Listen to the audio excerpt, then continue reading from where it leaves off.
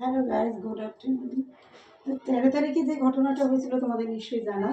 সেই 13 তারিখে মেসি আসা থেকে মেসি চলে যাওয়া পর্যন্ত যা তুক্কা আমার হয়েছিল, এবং সোশ্যাল মিডিয়া কাঁপছে এই নিউজে। তাই আমি নিজেকে কন্ট্রোল করতে পারলাম না এই ভিডিও করা থেকে। তাই আমিও ভাবলাম যে আমার মনে যেটা হয়, যেটা করা উচিত বাঞ্ছনীয়, যেটা আমার মনে হচ্ছে আমি সেটাই বলছি। আমি কারো পক্ষে বলছি না, হ্যাঁ, কোনো ম্যানেজমেন্টের পক্ষে বা অডিয়েন্সের কারো পক্ষে হয়ে আমি কিন্তু বলছি না। তো যখন তোমরা টিকিট কেটেছিলে, তোমরা কি ভাবছিলে মেসি তোমাদের হাই হ্যালো এমনকি অটোগ্রাফ দেবে? সেটা তো নয়। 5,000-এর টিকিট কেটেছো, 5,000-এর টিকিট গ্যালারিতে কোন পজিশনে আছে তুমি নিশ্চয়ই বুঝতে পারছো টিকিটটা কাটার সময়, যে গ্যালারিতে আমি এই পজিশনে থাকবো, এতটা আমি মেসিকে দেখতে পাবো। মেসিকে তোমরা দেখেছো, হয়তো ভালো করে দেখতে পাওনি।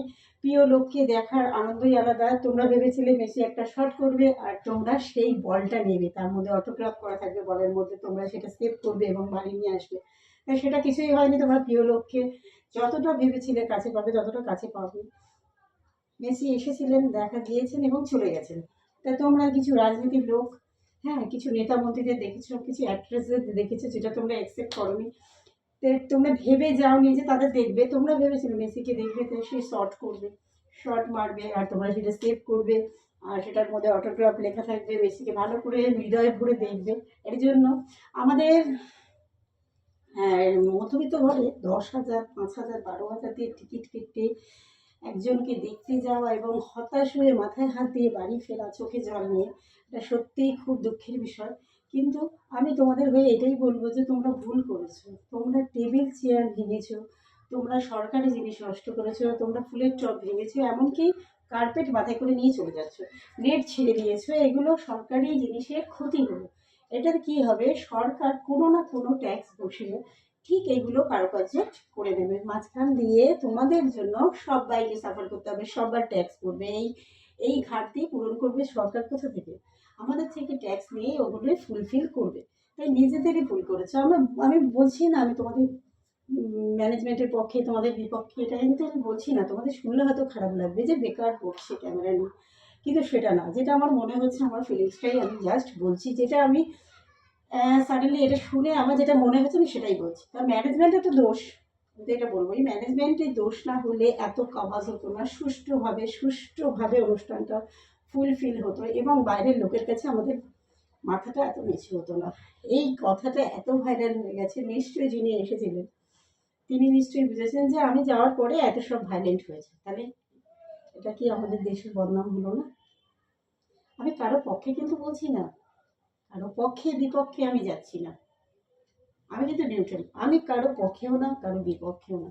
আমার শুধু এটাই বক্তব্য, তোমরা গ্যালারি ছেড়ে মাঠে গিয়ে ঘেরাও করতে পারতে নেতা মন্ত্রীদের ওইসব টেবিল চেয়ার না ভেঙে। যে আমরা যাকে দেখতে এসেছি এত টিকিট কেটে, এত টাকা দিয়ে টিকিট কেটে, তাকে আমরা দেখতে পাইনি, মন ভরে তাকে আমরা দেখতে পাইনি।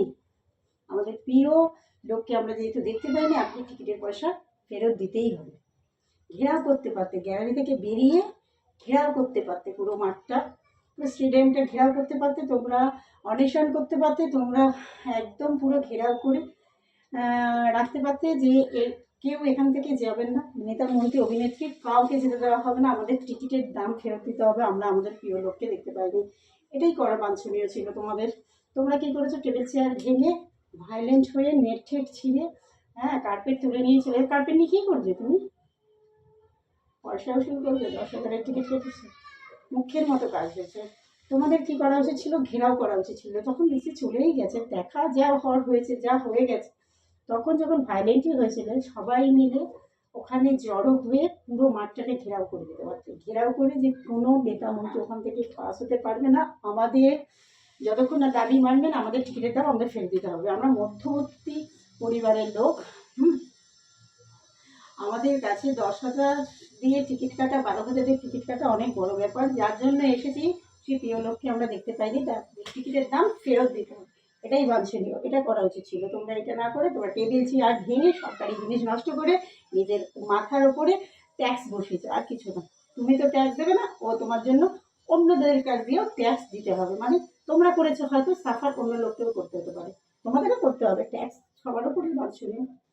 তো সেটাই কথা, তোমরা এটাই করতে পারতে, ঘেরাও করতে পারতে পুরো পুরো গ্যালারিটা থেকে বেরিয়ে পুরো ঘেরাও করে নিতে মাঠটা, কাউকে বেরাতে দিতে না যে আমাদের টিকিটের দাম ফেরত দিতে হবে। আমরা মধ্যবিত্ত ঘরের লোক, আমাদের কাছে 10,000 মানে অনেক টাকা, আমাদের টাকা আমাদের ফেরত দিতে হবে। আমরা প্রিয় লোককে দেখতে পাইনি, হ্যারাস হয়েছি, ম্যানেজমেন্টের ব্যবস্থা ভালো না। কবে থেকে জানা 13 তারিখে আসবে মেসি, সেরকমভাবে ম্যানেজমেন্ট হয়নি। তাহলে সুষ্ঠুভাবে সুষ্ঠু পরিবেশে এই অনুষ্ঠানটা ফুলফিল হতো, এত কাওয়াজের কোনো কাওয়াজ হতো না, আর এরকম আমাদের সম্মানহানি হতো না। আমাদের দেশের বড় একটা সম্মানহানি না, একটা বাইরের লোক এলো, তার জন্য কি হলো, আমাদের দেশে চেয়ার টেবিল সরকারি জিনিস খুব নষ্ট হলো। তোমরা এটা করতে পারতে, পুরো মাঠ ঘেরাও করে তাদের আটকে তোমরা পয়সা উসুল করতে পারতে, তোমাদের টিকিটের পয়সা, তোমাদের বাঞ্ছনীয় যেটা তোমাদের রাইট সেটা তোমরা করতে। আমি কারো হয়ে কিন্তু বলছি না, আমি কারো পক্ষে বলছি না, আমি জাস্ট আমার ওপিনিয়নটা বলছি। আমার পক্ষেও তোমরা বলতে পারো, আমার বিপক্ষেও বলতে পারবো, আমি বলছি না আমার পক্ষে বল।